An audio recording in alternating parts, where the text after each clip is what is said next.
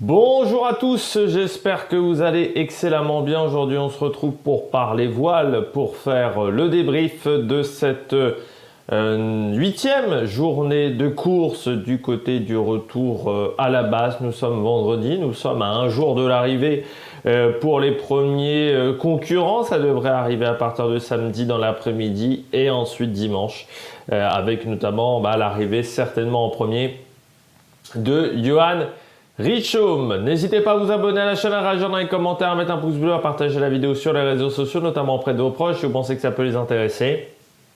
Dans les commentaires, n'hésitez pas à me dire qui vous a plu, qui vous a déçu. EPS 2.07 sur la plateforme podcast. TikTok, le débrief des compétitions en direct, sauf toujours. Enfin, en ce moment, c'est un petit peu plus calme parce que j'ai pas eu le temps de faire le biathlon. Et puis, si vous avez les moyens et que vous voulez soutenir mon travail, vous pouvez faire un super thanks. On commence tout de suite avec ce retour à la base cette journée. On va commencer déjà par les conditions climatiques dans les 24 prochaines heures qui vont être assez musclées pour la flotte, avec encore une fois une grosse dépression qui va leur passer dessus. Et surtout, ça va être compliqué pour les trois premiers parce qu'ils vont être poussés par cette dépression qui va les emmener ici pour faire un dernier empannage, c'est-à-dire que l'empannage ne va pas être facile à réaliser en plein vent, donc ça va être le dernier moment, je pense, compliqué. Et puis on voit ensuite que dans 22-23 heures, le vent sera assez fort et suffisamment costaud pour pouvoir arriver du côté de l'Orient et ne pas avoir trop de problèmes. Il faudra faire attention à l'arrière de la flotte. Il va y avoir une zone de molle un petit peu, donc il faudra faire attention pour les concurrents qui pourraient se retrouver dans cette zone-là dans 24 heures, parce que voilà, la situation pourrait être un petit peu compliquée. Alors c'est une zone de molle qui va être quand même pas être à 0 nœuds, c'est-à-dire qu'on sera aux alentours d'une dizaine de nœuds, mais il faudra quand même faire attention parce que ça pourrait faire revenir de l'arrière certains concurrents. On regarde tout de suite le classement général, pas vraiment de gros changements pour le moment avec Johan Richoum qui est en tête et qui a stabilisé son avance, voire même légèrement augmenté. On est à 88 000 nautiques désormais pour Johan Richoum, avec une moyenne à 18,6, 21,1 sur les 4 dernières heures, donc ça avance vite. Il lui reste désormais 409 000 nautiques, donc l'estimation d'arrivée. Et demain après-midi, je ne sais plus si je l'ai noté ici. L'estimation d'arrivée est prévue pour Paprec entre 13h et 17h, pour Charal entre 17h et 22h et pour Force de Planète entre 18h et 23h. Pour les autres concurrents, ça sera plutôt dans l'après-midi de dimanche pour la suite des concurrents à l'arrivée. Vu les écarts qu'il y a, il y a quand même 344 000 pour Boris Herrmann par rapport à Johan Richoum. Donc ça fait une petite différence. Donc on voit que pour le moment, Charal et du côté de Sam Goodchild, les écarts sont assez similaires. On est à une quarantaine de mille d'écart entre les deux là aussi.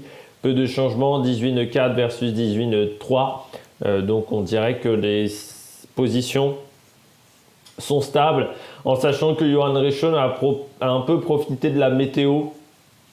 C'est-à-dire qu'il a dû réduire ses voiles un peu plus tard que ses concurrents. Le front va lui passer sur lui un peu plus vite par rapport à ses petits copains. Donc voilà, ça lui permet de gagner un petit peu de temps. Et il vient de passer donc la deuxième ligne la deuxième bouée de passage. Également Johan Richoum qui a indiqué l'entrée dans le golfe de Gascogne. Derrière, Boris Herrmann 4e.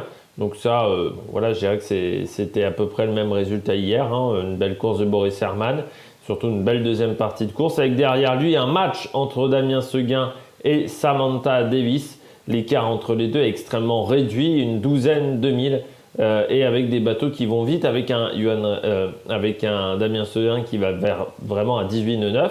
Très belle vitesse de Boris Herrmann à quasiment 22 de moyenne, donc c'est très bien. On s'aperçoit également que la voie sud n'était pas très intéressante.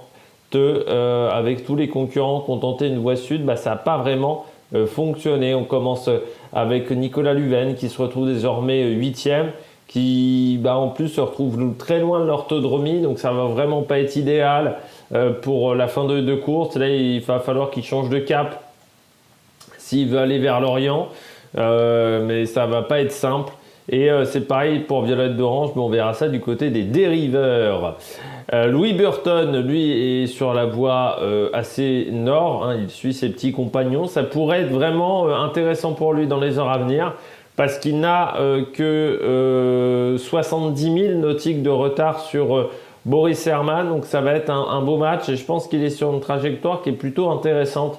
Louis Burton, et surtout on voit les moyennes, hein, 18 nœuds 2 sur les 4 dernières heures et sur les 24 dernières heures également, donc on voit que c'est des moyennes qui sont assez proches de ce que fait Samantha Davis ou Damien Seguin, mais sur une route plus courte par rapport à Lorient, donc ça peut être très intéressant. Derrière on a Romain Athanasio qui est désormais 10e, juste derrière Emma CSF, et on a Clarisse Kremer qui n'est pas loin, donc là on va avoir une vraie bagarre pour le top 10. Avec une Clarisse Kremer qui a quand même repris du poil de la bête avec 18 nœuds 5, c'est-à-dire qu'elle va plus vite que Emma CSF et elle va plus vite que Romain Athanasio avec cette 17 nœuds 1 sur les 4 dernières heures. Donc c'est mieux qu'Isabelle Yoshke, mais qui a fait un empannage déjà que les autres devront réaliser. On retrouve ensuite Pip Air, une trajectoire assez particulière pour Pip Air avec un petit empannage là il y a 1 heure qui n'a pas duré très longtemps. Donc là voilà, elle a rechangé de nouveau trajectoire parce qu'il y a 1 heure elle était au niveau de l'angle, et puis là elle a rechangé un petit peu de trajectoire. Belle moyenne quand même pour Piper avec 17,8 de nœuds de moyenne. Juste dernière, Benjamin Ferret qui fait quand même une énorme course, et il a eu des petits soucis techniques et pourtant il fait 18 nœuds 6. Il a une énorme moyenne, c'est quasiment le seul bateau à dérive qui arrive à se bagarrer avec les foilers. Donc c'est vraiment super impressionnant ce qu'il fait avec un bateau qui a une dizaine d'années désormais. Donc vraiment très bien.